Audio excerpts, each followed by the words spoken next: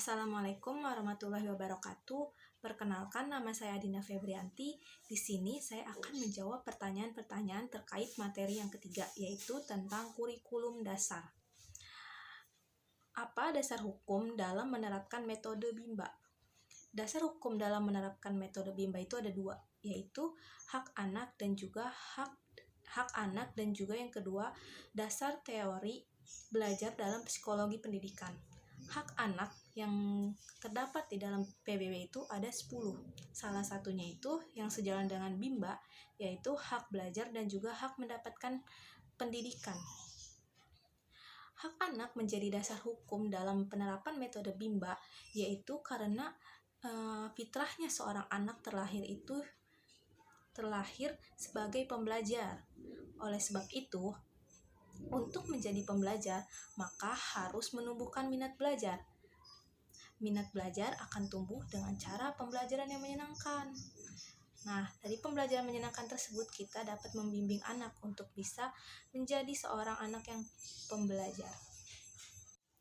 Dan yang ketiga itu teori belajar dalam psikologi pendidikan.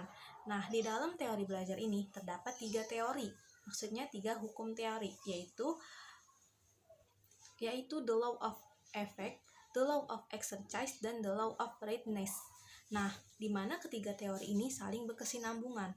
Jika ketiga teori ini dapat kita terapkan atau kita laksanakan dalam pembelajaran, maka akan menumbuhkan minat belajar yang kuat pada anak, yaitu minat yang tumbuh dan mengakar kuat dan menjadi pondasi penting bagi anak. Pertanyaan selanjutnya, metode apa saja yang digunakan dalam BIMBA? Metode yang digunakan dalam BIMBA itu ada 3, fun learning, small step system, dan individual learning. Maksudnya apa sih dari ketiga metode ini? Fun learning, metode fun learning ini yaitu belajar yang menyenangkan, di mana anak di saat belajar ini harus merasa menyenangkan, tidak ada keterpaksaan dari pihak manapun. Maka dengan begitu, anak akan menjadi nyaman, bersemangat, dan senang di saat pembelajaran.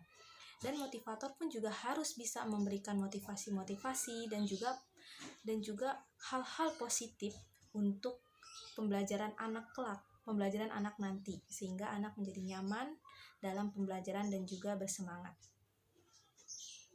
Yang kedua itu metode pembelajaran small step system, di mana proses pembelajaran ini dilakukan secara bertahap. Artinya pembelajaran ini tidak bisa dilakukan secara langsung secara penuh dilakukan, di mana pembelajaran dalam metode small step system ini, kita sebagai motivator harus bisa memberikan pembelajaran yang sesuai dengan kemauan dan juga kemampuan dari anak secara bertahap, tidak bisa diberikan sekaligus semuanya materi. Dan yang terakhir itu metode individual learning. Individual learning ini yaitu pembelajaran yang berpusat kepada anak, di mana pendekatannya itu disesuaikan dengan keadaan anak masing-masing. Dan yang terakhir itu inovasi variation skill maksud saya.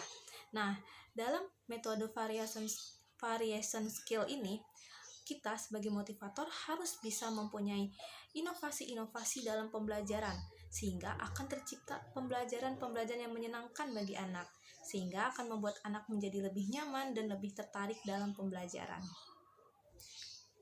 Ya, mungkin cukup itu saja jawabannya. Terima kasih.